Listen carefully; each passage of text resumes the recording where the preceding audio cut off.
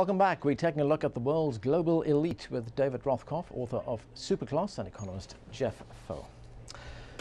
Earlier on, we were talking about the inequalities that seem to have arisen because of the existence of a superclass. And I was asking Jeff whether that equality can be redressed, whether there could be a redistribution of some kind so that the benefits go further and wider. Well, look, I think that needs to be redressed. We're living in a period right now of profound and in some cases historic inequality. Inequality between nations has grown, inequality within nations has grown, inequality within China has grown, even though it's boomed. Inequality within the United States has grown. The very, very top of the pyramid is getting an increasing share of all the growth that's taking place. The top 1,100 people on the planet have assets equivalent to almost twice that of the bottom 2.5 billion people on the planet. That's intolerable morally. It's also unsustainable politically.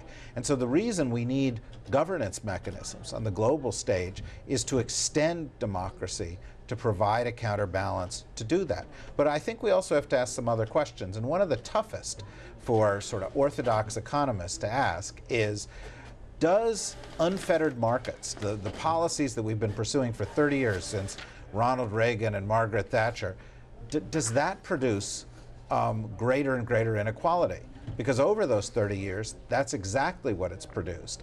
And if that's the case, what are the kind of countermeasures that we need to offset that inequality? I think there's a real threat in the world, which one sort of wise observer I was talking to the other day referred to as market fundamentalism. What about, when you talk about the superclass, I noticed in your book you mentioned people like the founders of Google, the internet search engine, founder of Facebook, the social networking site. They've provided technologies, internet technologies, which are being used by millions, hundreds of millions, billions of people around the world. How do they influence the world, besides the fact that they've accumulated a lot of money? Well, I think they influence it in a variety of ways. Most people get their information today via the internet. Google has transformed the way people get information. Facebook has transformed the way we define communities and has sort of obliterated boundaries and enabled us to look at communities in new ways. And I think that they need to be seen as democratizing forces, that net, the changes associated with the information technology revolution does create opportunities for people to get their voice out, for people to be more influential. And I think they also may offer us some models, because I don't think that the global governance structures we're going to end up with are going to look anything like the governments we've had in the past. I think they're going to be networked. I think they're going to be public and public-private. I think they're going to exist regionally and sectorally. And I think it's going to be a combination that looks kind of as sloppy, but just as transparent as the internet does, that may end up offering some solutions about how we address these problems. But here's the danger. Somewhere in this mix of informality and public-private, somewhere in that mix, the strictures of democracy get lost. And I think what's happening is what David described. I think that we are living in a world in which informal networks have more and more power. They may be power for the good, they may be power for the bad. Just as in the days of monarchy, there were good kings and bad kings. But we certainly don't see that as the model. And the problem here is democracy gets lost. And if you believe in the end, democracy, for all its faults, is necessary for us to have a decent society, then the current ways in which globalization is evolving, I think, is very problematic. Yeah, I just want to jump in and say, I totally agree. Democratization is not a substitute for democracy. And we sometimes use the terms interchangeably. Those are democratizing trends, but we do need the formal mechanisms, because otherwise, first of all, half the people on the planet haven't heard a dial tone. So there are a lot of people who aren't enfranchised even as a result of this revolution. Access to information is heading on the right path then?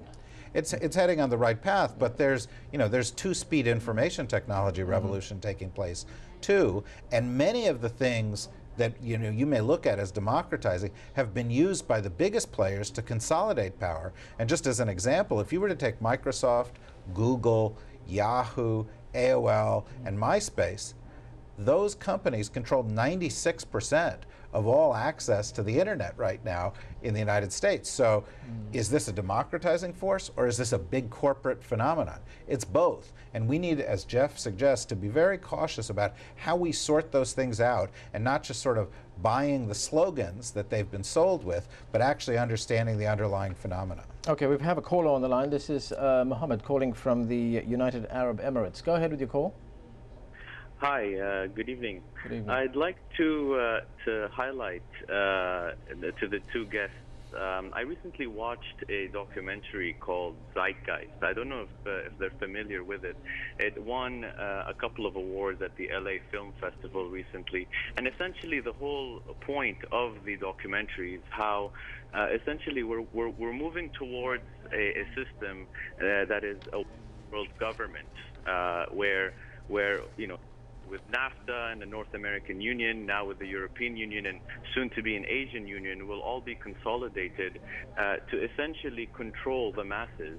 And I mean, you can call it a conspiracy theory, you can call it very leftist thinking, but ultimately the point of the documentary is that ultimately our governments are working towards a one world government that is supposed to control the masses. Oh, okay, Mohammed, let me put that comment to David here.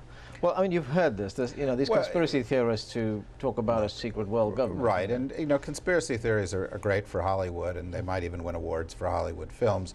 The reality is that this is a very diverse group. It is very hard for them all to get on the same page, and very often the interests of one subset within this group offset the interests of another subset within this group. I also think we have to be careful with this kind of scare tactic discussion of a global government, because it's not going to happen. It's not going to happen in any time soon in our life, or our lifetimes, or our great-great-grandchildren's lifetimes. But secondly, people then say, well, we don't want one world government dominating everybody. And they then say, therefore, let's pull back from the things that might actually empower everybody. And I think we need the mechanisms of governance that empower voters and average citizens. That's where the real problem is. It's not the other side of the equation. Well, let me give one half a cheer for conspiracy theories. That is, you don't have to believe in secret conspiracies to understand that when a class of people get together, they think, they talk, and they conspire in their own interest. That's what politics is. Okay, Jeff, we're going to have to leave it there, gentlemen. Thanks for being with us. On the next show, we look at Zimbabwe's post-election political crisis and what can be done in Zimbabwe. Don't forget to send in your questions and comments on that. See you next time.